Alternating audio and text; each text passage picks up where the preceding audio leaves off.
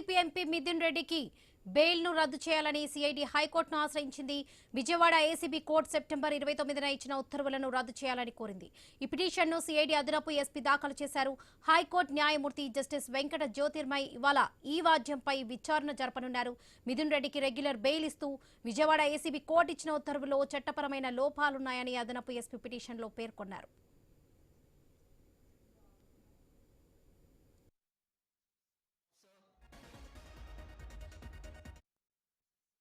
మిథున్ రెడ్డి మొదటి బెయిల్ పిటిషన్ను ACB court August 18న కొట్టేసింది. తర్వాత 10 రోజుల్లోనే రెండో పిటిషన్ వేశారు. మొదటి పిటిషన్ను కొట్టేశాక పరిస్థితులు మారితేనే తదుపరి పిటిషన్లో బెయిల్ ఇవ్వాలనేది న్యాయసూత్రమని సిఐడి అంటుంది. ఈ కేసు పరిస్థితుల్లో మార్పు లేకున్నా ఏసీబీ కోర్టు మిథున్ రెడ్డికి బెయిల్ ఇచ్చిందని తెలిపింది. అభియోగ పత్రం దాఖలు చేసినంత మాత్రాన కేసు పరిస్థితుల్లో మార్పు ఉన్నట్లు కాదని సుప్రీంకోర్టు చెప్పిన విషయాన్ని విస్మరించారని ఆరోపించింది. మిథున్ రెడ్డికి బెయిల్ ఇచ్చే విషయంలో ఏసీబీ కోర్టు పేర్కొన్న కారణాలు సహేతుకంగా లేవని సిఐడి వాదిస్తుంది.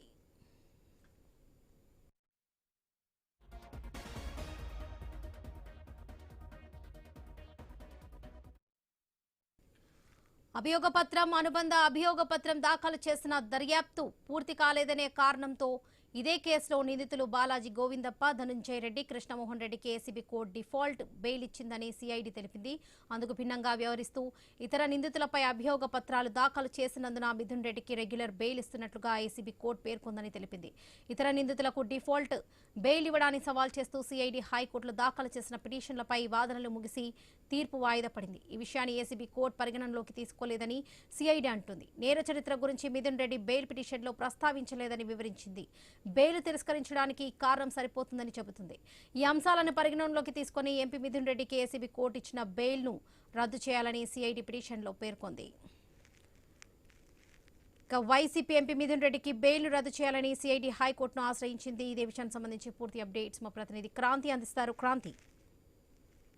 వరలక్ష్మి మద్యం కేసులో నిందితుడిగా ఉన్నటువంటి ఎంపీ మిథున్ రెడ్డికి సంబంధించి విజయవాడ ఏసీబీ కోర్టు మంజూరు చేసినటువంటి బెయిల్ ను రద్దు చేయాలని సిఐడి ఆధ్వర్యంలో హైకోర్టులో పిటిషన్ దాఖలు చేసింది సిట్. ఈ నేపథ్యంలో గత నెల 29న ఏసీబీ కోర్టు ఇచ్చినటువంటి తీర్పుని కొట్టివేయాలని కోరుతూ CID additional SP Friday petition దాఖలు చేశారు. దీనికి సంబంధించి జస్టిస్ వెంకట జ్యోతిర్మయ్ ఈ విచారణ జరపనున్నారు. ఈ రోజు ఏసీబీ కోర్టు ఇచ్చినటువంటి రెగ్యులర్ బెయిల్ ఉత్తర్వుల్లో చట్టపరమైనటువంటి లోపాలు ఉన్నాయని, ఏసీబీ కోర్టులో మిథున్ రెడ్డి వేసిన పిటిషన్ లో నేర చరిత్ర వివరాలు ఏవైతే ఉన్నాయో వాటిని పేర్కోకపోవడం తీవ్రంగా పరిగణించాలని, అలాగే ఆర్థిక నేరాలకు సంబంధించినటువంటి దాంట్లో ప్రధాన నిందితులుగా ఉన్నటువంటి వారు ఎవరైతే ఉన్నారో వారికి బెయిల్ ఇవ్వడానికి కూడా తప్పుపట్టింది. అయితే బెయిల్ పిటిషన్ కొట్టివేసినటువంటి 10 రోజులకే ఏసీబీ కోర్టు రెగ్యులర్ బెయిల్ ఇవ్వడాన్ని తప్పుపట్టారు. అయితే ప్రస్తుతం సుప్రీంకోర్టు తీర్పుల మేరకు ఛార్జ్షీట్ దాఖలు చేయడం అనే దాని పరిస్థితుల్లో మార్పుగా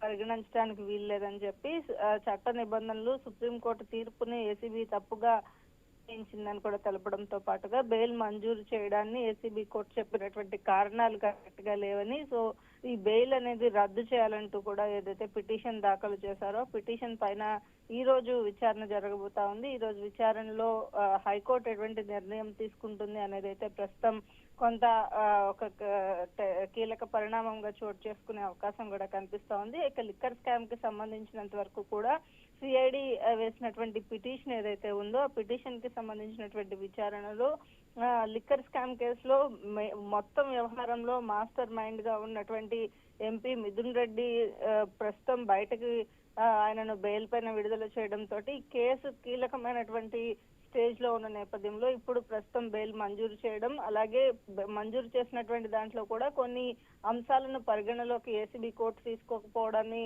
సిట్ తప్పుపట్టింది. దీనికి సంబంధించినటువంటి వివరాలపైన ఈ రోజు హైకోర్టులో విచారణ జరగబోతా ఉంది. వాళ్ళ రైట్ కాంతి, థ్యాంక్ యూ.